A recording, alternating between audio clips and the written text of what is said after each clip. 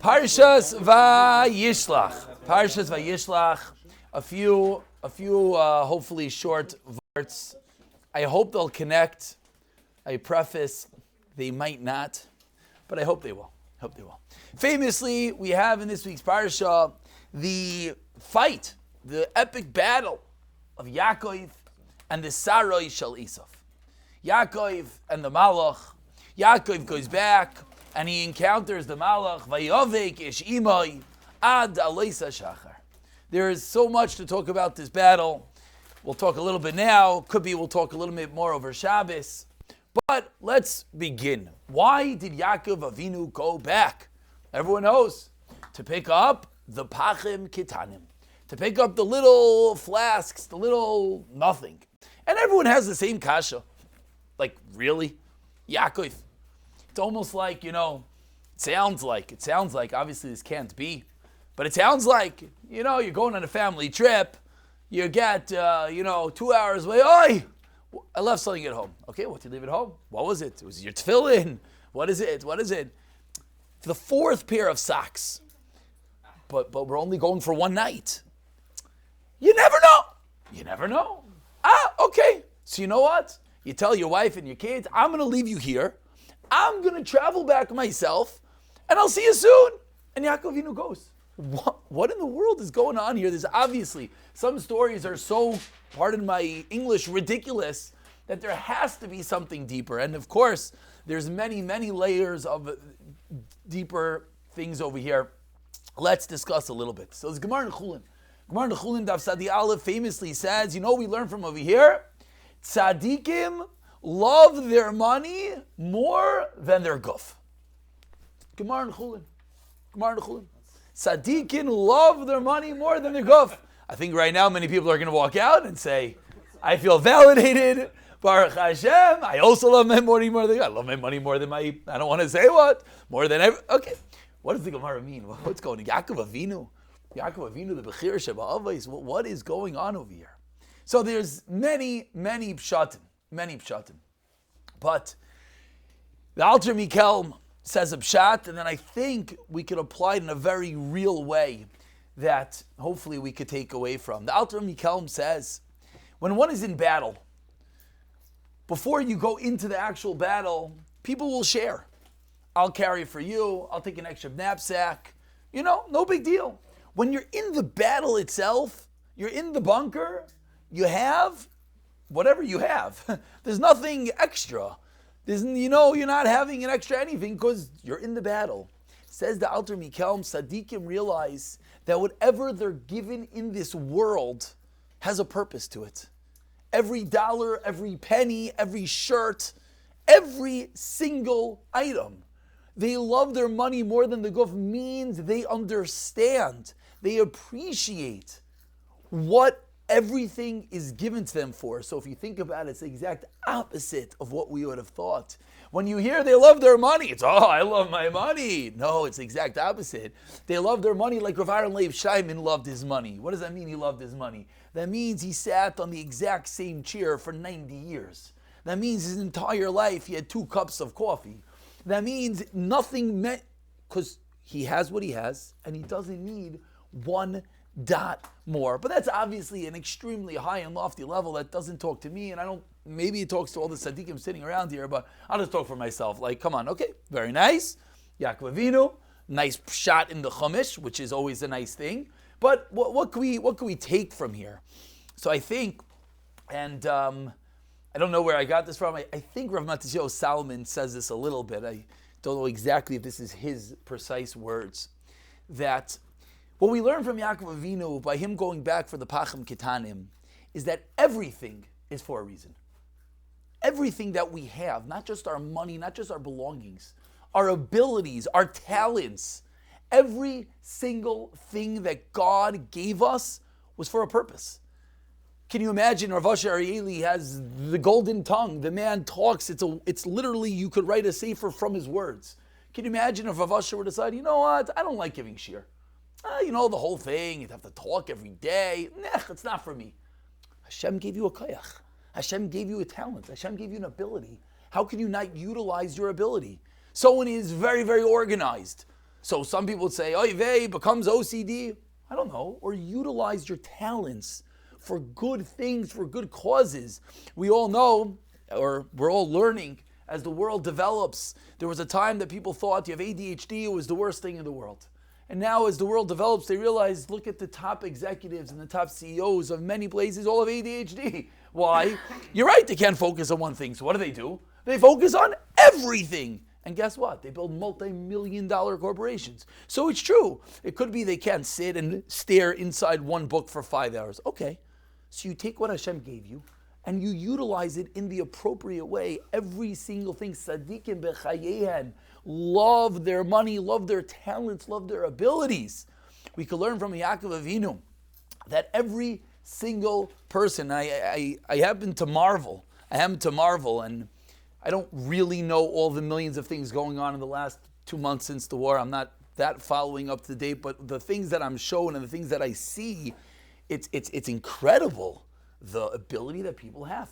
People tap into abilities to do things. Someone just showed me yesterday how Shai, I don't know how to pronounce the last name, Groucher, Groucher, that's how the Israelis pronounce it. Americans pronounce it. I know that's how he pronounced it. I know. Deddy forever was Groucher, and all of a sudden it became Groucher. Whatever it is. How, okay, he's everywhere. But he said his idea was from his wife. Beautiful. So you see his wife obviously also, he organized in Yerushalayim a sale, and he got all the people from the south who have all their items to sell their items. They gave it to all the people who needed items as a quote-unquote sale for free. He fundraised, so now you're supporting people that have extra items, you're giving to people that need, and everyone in between. That's incredible. And that's someone who took his talents, didn't sit there and say, who am I? What am I going to do? He got up and he did something. One of 100 things. The Monsey Asifa that happened. About the Tilma Asifa. So I don't know how the Monsey Asifa happened. I know another community. I was talking to a Rav, and I asked him, what happened? He said, well, it's actually fascinating. He's one of the newer Rabbanim in the community, and he was talking to another Rav, and he's like, this was whatever, a month ago. He says, we should do something. The Rav says, yeah, we should do something. End of conversation. And he's talking to another Rav, yeah, we should do something. So he, after talking to 10 Rabbanim, and they all said, yeah, we should do something. He's like, okay, so let's just do it. So he, the youngest, not anything, decided, okay, and he called up this. And then the whole, 3,000 people showed up because he had a talent, he had an ability. Hashem gave him something, Hashem put him in position. And everyone, it doesn't mean sometimes we get confused because we look in the world and we say, I'm not going to start the next, who knows what, so I'm not going to do anything. Everyone in their own way, in their own family, in their own shul, in their own community, there is so much that could be done. It doesn't just mean in chesed. Someone has a talent in writing. One could write. Look at how many publications that have been written by regular people because they realize they have a talent. We learn from Yaakov Avinu, number one for the evening, is everything that we're given is for a purpose. Money, correct, is also for a purpose, which we've spoken about tzedakah, and we've spoken about that. We each have a role in life, and when we have our role, we have to utilize our role. But number two is even our talents. Now let's go back a little bit in the parsha. I said I don't know if everything's going to be connected tonight. I apologize. Vayishlach Yaakov malachim. Yaakov sends malachim. What did he send to Esav? We all know, Tubshatim. Did he send angels, malachim, or did he send messengers? It's a medrash that says one of the two. So Ramosha Feinstein asks the most obvious question out there. Sometimes it's so obvious I don't know why it takes Rav Moshe to ask it, but he does. He says, Tamua, it's wondrous. How did he send malachim? He's going to use a nace for something so simple? Let's just think about it for a moment. Yaakov Avinu, what are you doing? What are you using an ace? We all know that we don't like to tap into nisim. Nisim are for whenever they happen. So what does it mean he sent malachim? Why would he send malachim? Why would he utilize something in chas v'shalom, lose his own zechuyos? Why would he do that? It's such a mundane thing. Why are you sending malachim? And says Rav Moshe, he asks even further. And even if you're going to tell me that he sent regular messengers, so why does the pasuk call them malachim? It's a double-edged sword here. Nothing makes sense over here. The pasuk's calling them malachim, angels. So number one, if he actually sent angels, why? Yaakov Avinu, what are you doing? Number two, okay, so he didn't send angels. Who did he send? He sent a messenger. So why call them malachim? Says Rav Moshe Feinstein, you see from here, a very basic and obvious lifelong idea an idea that comes up throughout Chamisha Chumshei Torah many times, and it's nice when you see it in different settings, as we'll call it. It says there, Maishi, you know what Pshat over here is? That for Yaakov Avinu, there was no difference between sending an angel or sending a person. What is a nes? What is a miracle? And what is teva? This is something we usually talk about by Kriyas Yamsuf, very famous Ramban over there. But it's nice to bring it out in different settings. It makes different impressions in our brain. What does it mean to send an angel? What does it mean to send a person? What is a miracle? What is teva? What is nature? Why, if we were to walk outside, an example that shook me, so Ephraim Waxman gives the following example. We walk outside and we see trees growing leaves. Okay, a tree grows leaves. Then the leaves fall off, and then the tree grows fruit. Okay, it grows fruit. And then the fruit grows off, and it goes. And do we feel it's anything wondrous? No, that's what a tree does. Imagine you walked outside one day, and hanging off the tree is, I don't know, computers. You're like, oh, computers! Miracle! Can you imagine? Brand new MacBooks everywhere. What's going on? 1 second. MacBook, wonderful, right? What could the MacBook do? It does a million things in a computer, right? Can I cut it in half, take out a piece, and grow more of them? No. An apple, one apple. I take that apple, I cut it, take out all the seeds, and I plant them. And then they grow apples. I take out the seeds. So why is an apple not the biggest miracle in the world? The answer is, it is. But that which happens all the time, we call teva. We call natural. That which happens once in a while is Hashem pulling back the curtain and allowing us to see that He's the one that's doing it all along. And that's how we explain Kriyas Yamsuf.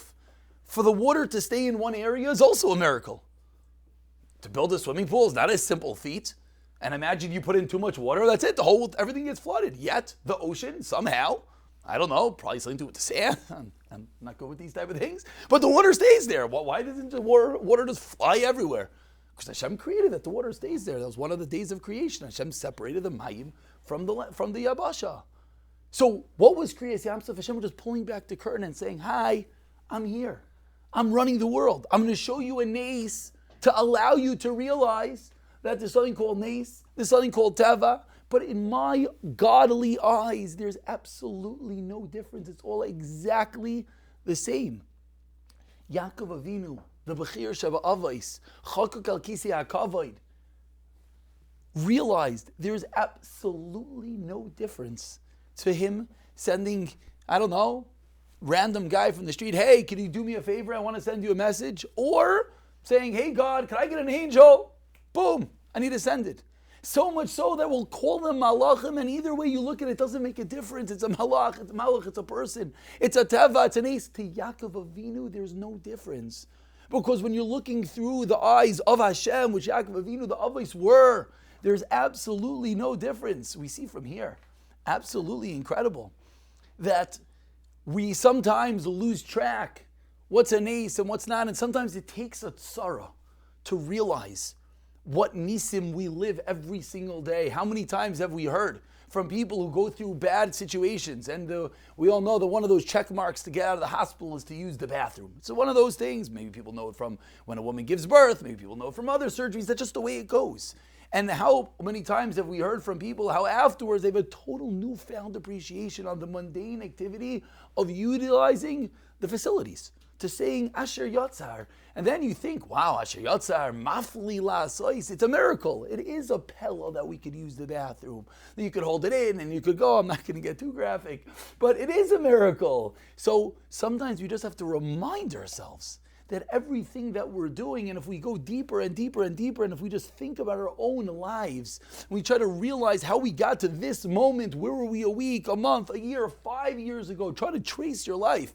Some people say if you do it with shidduchim, you mamish could see craziness. That's one of the pshatim that Hashem creates shidduchim. You think where your wife came from, you think where you came from, and you think your journey to this, and this journey to this, and every shidduch has so many different twists and turns, and boom, all of a sudden, we have a marriage, we have a couple, we have a family, hopefully, b'siyat d'shmaya, harmony, happiness. How in the world did that all happen?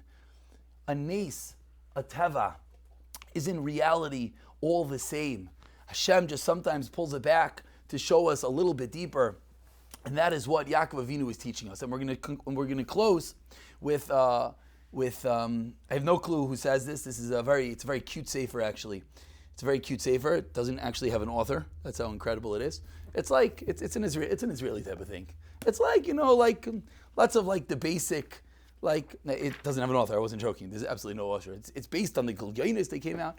But he says over here something incredible. I'm not exactly sure why he puts it over here in Parshas Vayishlach, but I'm going to utilize it to wrap up what we're talking with tonight. We basically brought it down to two simple ideas.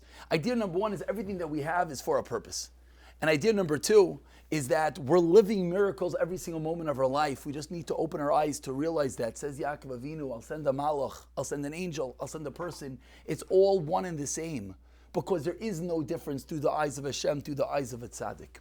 And with that, he says over here, a very famous Maimer Chazal, Ratzah Kadosh Baruch Hu l'zakos es Yisrael lefikach hirbu lahem Torah u'mitzvos. Truth is, anyone who's listening is they had just turned off the shir because the Yagdal Torah V'yidir Kaddish. That's what we say. But what's pshat? Hashem wanted to give us something, so He gave us Torah and mitzvahs. I don't know, without being too imaginatory. Probably. What if we didn't have 613? Let's say we had like 10 mitzvahs. I don't know. I think we'd be pretty good. Let's say Hashem gave us 20, 30. 613 mitzvahs, right? You ever talk to a new Baal Tshuva and they're like, wait, so on Shabbos you don't turn on the light and wait, so you could heat up this and it's just so, but we lived our lives this way and like we sort of get used to it. So what does it mean Hashem wanted to mizake us with Torah and with everything? So He gave us Torah and mitzvahs. So He says over here something, and he quotes Rosh Zalman Auerbach, absolutely beautiful. How does a Yid put on his shoes? Very simple example. So, he puts on his shoes, his right foot, and then his left foot, ties his left, and then his right. Beautiful. I think we've mentioned from the Brisker Rav that the Brisker Rav used to say, what did I do for Klal Yisrael today? So you think, Brisker Rav, that's what you did for Klal Yisrael. He said he learned, 20 hours straight. He said, I got up this morning, and I put on my right shoe first, and then I put on my left shoe, and then I tied my left shoe, and then I tied my right shoe. And then when I put on my jacket, I put on my right arm first. Meaning pointing out the living life with diktuk and halacha. That's what it is to be a Yid. But says Rosh Zalman something a little bit different. He says, how does a Yid put on his shoes? Right, left, right. How does a guy put on his shoes? So he says, it's almost a funny mashal. He says, of course, how does a guy put on his shoes? He probably puts them both on at the same time. Because they don't have halacha, so they probably just put them both on the same time. I don't believe that's ever happened. And he says over here something very cute. He says, there's not one of the even Olympic stars that managed to jump into his shoes both at once. Maybe in the cartoons they are able to do that, but in real life you can't put on two shoes at the same time. It just doesn't work. So what just happened? Us and a guy really does the same thing. We both put on our shoes one and then the next. The difference is we do it with 1 ounce of cognizance, maybe even not that much after we're living our life, and then know what Hashem says? Boom, you got a mitzvah. We wake up in the morning, we wash out our mouth, we wash our face. Why? I don't know, because my mouth tastes like pillow and and my face looks like who knows what. Right? The guy does the same thing. I got a mitzvah, because it says in halacha that you want to wipe out your mouth, because when you say Hashem's words, kol haneshama talka, you want your mouth to be full of His praise, you want it to be clean. If you go through your day, everything you're doing within the realm of halacha, within the realm of mitzvahs. Hashem is mizaka us with Torah and mitzvahs. When you go to sleep, you're sleeping for, 5, 6, 7, 8, 9, 10, 13 on a good winter night. You say Shema beforehand. What does the Gemara in Brachas teach us? When you say Shema, it changes the mita. Fascinating Gemara. The mita, the bed changes. The bed goes from a mita aramis, an Armenian bed, says the Gemara, to a Jewish bed. Why? Because I said Shema in it. That means that when I go to sleep, when I say Shema, my bed was just transformed. My sleep was transformed. Now, why did I go to sleep when I fall asleep in the middle of Shema? I went to sleep as a Yid. I went to sleep because I'm a Yid, and because I need to wake up, and I need to have strength, and I need to daven, and I'm tired, and I want to learn, and all the wonderful things. Hashem was mizaka us with mitzvahs. What that means is that when we live our life, we're really not doing that much so different. But when we do within the realm of halacha, and I think a lot of what we try to talk about over here, when we we talk about halacha is that often the exact same action you can do two ways. One is mutter and one is aser. So that's the mizakeh, that's the chiddush that Hashem has given us with Torah and mitzvah. So if we wrap it all together, and we're talking tonight that Hashem has given each and every one of us incredible talents and abilities. So utilize them.